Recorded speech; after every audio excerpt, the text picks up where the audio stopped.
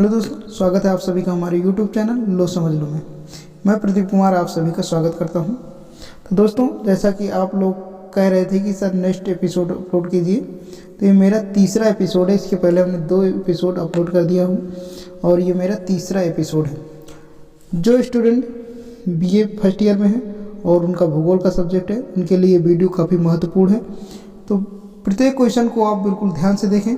तो चलिए हम क्वेश्चन पर आते हैं। क्वेश्चन है आपके सामने, सागरी परिस्थिति के अंतर्गत सम्मिलित किया जाता है। तो राइट आंसर आपको बताना है कि इसका राइट आंसर क्या हो जाएगा। आपके सामने 4 ऑप्शन है। पहला ऑप्शन है सागरी पादप, दूसरा सागरी जंत और तीसरा भौतिक पर्यावरण, चौथा उपरोक्त सभी। तो राइट आंसर हो जाएगा डी, आपका बिल्कुल करेक्ट आंसर हो जाएगा, उपरोक्त सभी। देखिए, सागरीय परिस्थिति किसे कहा जाता है कि सागर के अंदर उत्पन्न होने वाले सभी प्रकार के जैविक या अजैविक घटक को ही सागरीय परिस्थिति कहा जाता है। जैसे पादप हो गया, जंतु हो गया और पर्यावरण से संबंधित विभिन्न प्रकार के जैसे पौधे, जीव जंतु, तो उनको सागरीय परिस्थिति के अंतर्गत सम्मिलित किया जाता है। तो राइट आंसर हो जाएगा आपका डी, बिल्कुल करेक्ट आंसर हो जाएगा। नेक्स्ट क्वेश्चन पर चलते हैं दोस्तों। नेक्स्ट क्वेश्चन देखने से पहले मैं ये एक बात बता देता हूँ कि अगर आप लोग हमारे चैनल पर नए व्यूवर्स हैं, अगर आप लोगों ने मेरे चैनल को सब्सक्राइब नहीं किया तो जल्दी से चैनल सब्सक्राइब कर लीजिए और बेल आइकन को प्रेस कर लेना। इससे क्या होगा कि हम जितने भी वीडियो अपलोड करते हैं उसका नोटिफिकेशन आपको मिलता रहेगा और वीडियो आप पहले देख सकेंगे और आप अपनी तैयारी को बेहतर कर सकेंगे। तो नेक्स्ट क्वेश्चन आता है हमारा, फाइटोप्लैंक्टन कहते हैं। तो बताना है आपको क्या हो जाएगा इसका राइट आंसर। तो राइट आंसर हो जाएगा बी, बिल्कुल करेक्ट आंसर हो जाएगा, सागरीय पौधे को। जो सागर की तली में उत्पन्न होने वाले पौधे हैं उन्हें क्या कहा जाता है, फाइटोप्लैंक्टन। तो याद रखेंगे आप लोग, काफ़ी इंपॉर्टेंट क्वेश्चन है और ये क्वेश्चन आपके एग्जाम में कई वर्षों से रिपीट होते हैं। क्वेश्चन नंबर है 3, प्रकाशित मंडल की महासागरीय तल से कितनी गहराई होती है। तो राइट आंसर क्या हो जाएगा, सी, बिल्कुल करेक्ट आंसर हो जाएगा, 200 मीटर। कितना होता है, 200 मीटर। याद रखेंगे आप सभी, इम्पॉर्टेंट क्वेश्चन है। जो प्रकाशित मंडल है उससे जो महासागर का तल होता है, नीचे का भाग, उसको कि दोनों के बीच की दूरी कितनी होती है, 200 मीटर की। कि फाइटोप्लैंक्टन के लिए आवश्यक है, फाइटोप्लैंक्टन के लिए आवश्यक है। तो क्या आवश्यक है, राइट आंसर हो जाएगा सूर्य का प्रकाश। फाइटोप्लैंक्टन होता क्या है, ये सागर के तली में उत्पन्न होने वाले पौधे होते हैं फाइटोप्लैंक्टन, और इनके लिए सूर्य का प्रकाश आवश्यक है, क्योंकि प्रत्येक पौधे के लिए सूर्य का प्रकाश आवश्यक है उसकी वृद्धि के लिए। तो राइट आंसर क्या हो जाएगा, डी, आपका बिल्कुल करेक्ट आंसर हो जाएगा। जंतु प्लैंक्टन होते हैं शाकाहारी, मांसाहारी, सर्वाहारी और उपरोक्त सभी। तो आपको बताना है राइट आंसर क्या हो जाएगा। तो राइट आंसर हो जाएगा आपका ए, बिल्कुल करेक्ट आंसर हो जाएगा, शाकाहारी। शाकाहारी पहला ऑप्शन बिल्कुल आपका करेक्ट आंसर हो जाएगा, ए। तो जंतु प्लैंक्टन क्या होते हैं, जो सागर के में पाए जाते हैं। कुछ जीव जंतु ऐसे होते हैं जो सिर्फ पादप यानी पेड़ों को भक्षण करते हैं, तो उन्हीं को क्या बोला जाता है, शाकाहारी बोला जाता है। अगला क्वेश्चन है क्वेश्चन नंबर 6, जंतु प्लैंक्टन अपने आहार के लिए किस पर निर्भर रहते हैं। जो जंतु प्लैंक्टन होते हैं अपने आहार के लिए किस पर निर्भर रहते हैं। तो राइट आंसर आपको बताना है क्या हो जाएगा, ए, फाइटोप्लैंक्टन पर। किस पर, फाइटोप्लैंक्टन पर। नेक्स्ट आता है क्वेश्चन नंबर 7, अपरदाहारी कहते हैं। ऑप्शन ए है कि सागरीय अवसादों से आहार ग्रहण करने वाले जंतु को। ऑप्शन नंबर बी, कोरल से आहार ग्रहण करने वाले जंतु को। ऑप्शन नंबर सी है सागरीय मछलियों को ग्रहण करने वाले जंतु को। ऑप्शन नंबर डी, सागरीय शैवाल से आहार ग्रहण करने वाले जंतु को। तो बताना है राइट आंसर क्या हो जाएगा। तो राइट आंसर आपका ए, बिल्कुल करेक्ट आंसर हो जाएगा कि सागरीय अवसादों से आहार ग्रहण करने वाले जंतु को। क्वेश्चन नंबर 8 है कि सूर्य का प्रकाश सागरीय जल में कहाँ तक पहुँच सकता है। इम्पॉर्टेंट है, आपको याद भी रखना है। ये क्वेश्चन सारे मोस्ट इम्पॉर्टेंट क्वेश्चन हैं, आपके एग्जाम में लगातार पूछे जाते हैं कई वर्षों से। तो नेक्स्ट क्वेश्चन बताना है आपको क्या हो जाएगा राइट आंसर इसका। तो राइट आंसर अभी जैसा कि हमने बताया है कि 200 मीटर, ऑप्शन नंबर बी बिल्कुल करेक्ट आंसर हो जाएगा। इसके पहले हमने कि पैलेजिक जैव कटिबंध के अंतर्गत सम्मिलित किया जाता है। पहला ऑप्शन है समस्त स्थलीय पर्यावरण, दूसरा स्थलीय जैविक पर्यावरण, तीसरा सागर तल से लेकर सागर तली तक पर्यावरण, चौथा है अपघटक। तो राइट आंसर जो होगा सी बिल्कुल आपका करेक्ट आंसर हो जाएगा। अच्छा दोस्तों, अगर आपको इसका पीडीएफ चाहिए तो आप कमेंट बॉक्स में बता सकते हैं। इसका पीडीएफ डिस्क्रिप्शन में हम लिंक दे देंगे, वहाँ से आप डाउनलोड कर सकते हैं, या आप हमारे टेलीग्राम चैनल को ज्वाइन कर लीजिए, वहाँ पर हम डेली की डेली पीडीएफ शेयर करते रहते हैं। तो राइट आंसर क्या हो जाएगा सी। क्वेश्चन नंबर 10, सागर के अंधकार मंडल की सागरीय गहराई होती है। सागर के अंधकार मंडल की सागरीय गहराई होती है। पहला ऑप्शन है 100 से 200 मीटर तक, ऑप्शन नंबर 2 200 से 300 मीटर तक, ऑप्शन 3 300 मीटर से 500 मीटर तक, और ऑप्शन नंबर डी 1000 मीटर से सागरीय तली तक। तो बताना है राइट आंसर क्या हो जाएगा। जो भी आपका आंसर आ रहा है आप कमेंट बॉक्स में बताइए। इससे क्या होता है कि आपको प्रत्येक क्वेश्चन अगर आप उसका जवाब दे देते हैं या कमेंट बॉक्स में लिख देते हैं तो वो क्वेश्चन हमेशा के लिए आपके माइंड में याद हो जाता है, सेट हो जाता है। तो इसलिए आपको जो भी क्वेश्चन आ रहा है कमेंट बॉक्स में ज़रूर लिखा करिए। इससे क्या होगा कि हमेशा के लिए याद हो जाएगा और एग्जाम में अच्छे से आप पेपर दे सकेंगे। तो राइट आंसर 10 का क्या हो जाएगा, जल्दी से आप कमेंट बॉक्स में बताइए। तो राइट आंसर हो जाएगा डी। डी बिल्कुल करेक्ट आंसर हो जाएगा, 1000 मीटर से सागरीय तली तक। कि हाइलोक्लाइन परत किसको कहते हैं।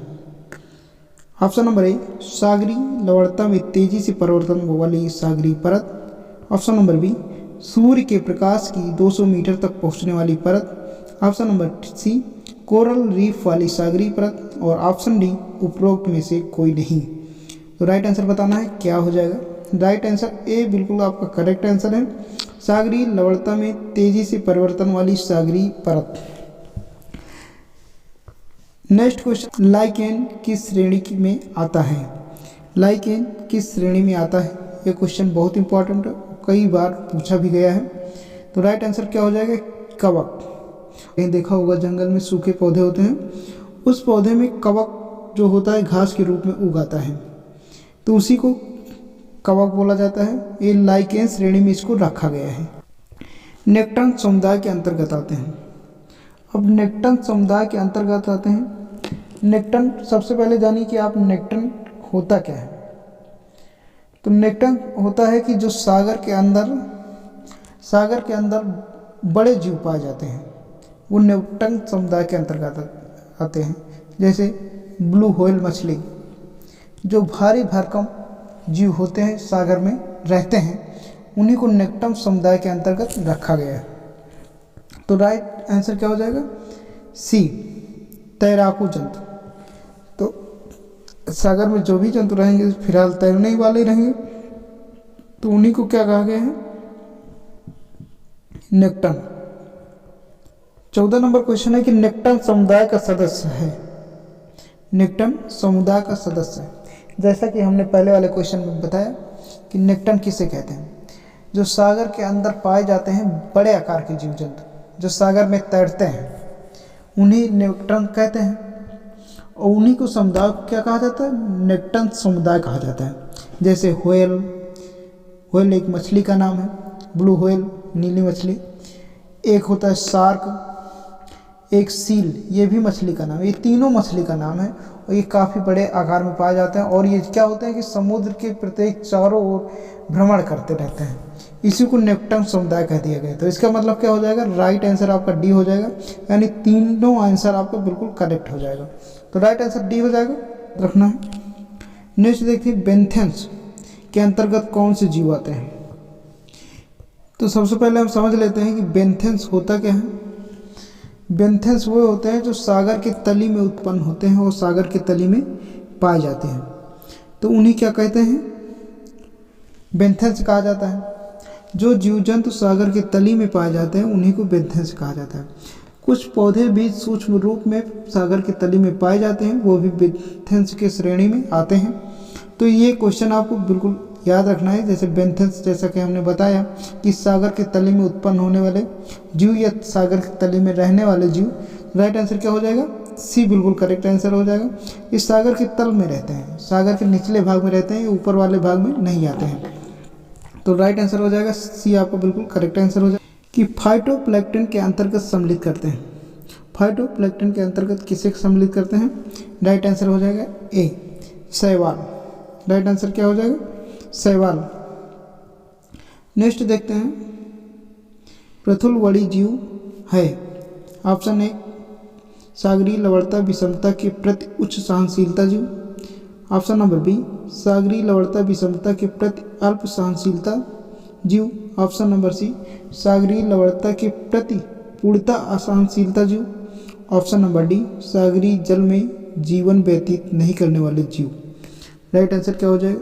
ए बिल्कुल आपका करेक्ट आंसर हो जाएगा। ए बिल्कुल आपका करेक्ट आंसर हो जाएगा कि सागरीय लवणता विषमता के प्रति उच्च सहनशीलता जीव। ये आपका बिल्कुल करेक्ट आंसर हो जाएगा। नेक्स्ट देखते हैं कि तनलवड़ी जीव हैं।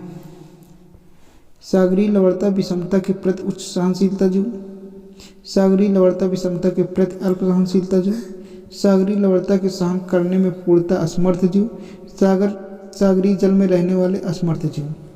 तो राइट आंसर क्या हो जाएगा? बी आपका बिल्कुल करेक्ट आंसर हो जाएगा कि सागरीय लवणता विषमता के प्रति सहनशीलता जीव। नेक्स्ट आता है फाइटोप्लैंक्टन होते हैं। फाइटोप्लैंक्टन होते हैं जैसा कि हमने इसके विषय में पहले बता दिया है। नेक्स्ट ऑप्शन नंबर ए है प्राथमिक उत्पादक, बी प्राथमिक उपभोक्ता, सी द्वितीयक उपभोक्ता और डी तृतीयक उपभोक्ता। तो राइट आंसर क्या हो जाएगा बताना है आपको। तो ए आपका बिल्कुल करेक्ट आंसर हो जाएगा, प्राथमिक उपभोक्ता। ए जो होगा आपका बिल्कुल करेक्ट आंसर हो जाएगा, प्राथमिक उपभोक्ता। नेक्स्ट सागरीय आहार श्रृंखला का सही क्रम है। ऑप्शन नंबर ए आपके सामने, option number B, option number C, option number D. तो बताना है आपको राइट आंसर क्या हो जाएगा। तो राइट आंसर सी आपका बिल्कुल करेक्ट आंसर हो जाएगा। फाइटोप्लैंक्टन पहला आता है क्योंकि ये प्राथमिक उपभोक्ता है, फिर जंतुप्लैंक्टन आता है, फिर क्रील आता है, फिर नीली व्हेल आता है। तो ऑप्शन नंबर बिल्कुल सी आपका करेक्ट आंसर हो जाएगा। पोषण स्तर 1 को प्रदर्शित करता है, शैवाल, क्रस्टेशियन, क्रिल, नीली व्हेल। तो राइट आंसर क्या हो जाएगा? तो राइट आंसर हो जाएगा आपका ए बिल्कुल करेक्ट आंसर हो जाएगा, शैवाल। शैवाल आपका बिल्कुल करेक्ट आंसर हो जाएगा।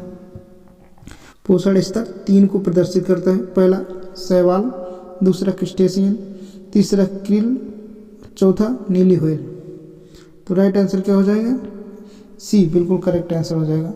सी आपका बिल्कुल करेक्ट आंसर हो जाएगा। नेक्स्ट देखते हैं, पोषण स्तर 4 को प्रतिनिधित्व करता है, चौथा पोषण स्तर को प्रतिनिधित्व करता है। तो राइट आंसर क्या हो जाएगा? डी बिल्कुल करेक्ट आंसर हो जाएगा, नीली व्हेल यानी ब्लू व्हेल। ये जो है पोषण स्तर 4 को प्रतिनिधित्व करता है। नेक्स्ट देखते हैं, हैलोजंत प्लैंक्टन होते हैं। हैलोजंत प्लैंक्टन होते हैं, ऑप्शन नंबर ए 200 मीटर मोटी महासागरीय ऊपरी परत वाले जंतु, ऑप्शन नंबर बी 1000 मीटर मोटी महासागरीय ऊपरी परत वाले जंतु, ऑप्शन सी महासागरीय सतह पर पाए जाने वाले जंतु, ऑप्शन डी महासागरीय तली में पाए जाने वाले। तो राइट आंसर क्या हो जाएगा? जल्दी से बताना आप सभी को। राइट आंसर हो जाएगा ए बिल्कुल करेक्ट आंसर हो जाएगा, 200 मीटर मोटी महासागरीय ऊपरी परत वाले जंतु, और 200 मीटर की परत तक ही सूर्य का प्रकाश पहुंच पाता है। तो डायटम का अनुकूलतम विकास होता है, ए आपका अति गर्म सागरीय जल में, बी ठंडी सागरीय जल में, सी अति लवणता वाले सागरीय जल में, डी उपरोक्त में से कोई नहीं। तो राइट आंसर क्या हो जाएगा? बी बिल्कुल करेक्ट आंसर हो जाएगा, ठंडी सागरीय जल में। तो जो डायटम होता है उसका अनुकूलतम विकास होता है ठंडी सागरीय जल में, यानी जो ठंडा भाग होता है सागर का, वहाँ क्या किसका विकास होता है? डायटम का। तो मिलते हैं नेक्स्ट एपिसोड में।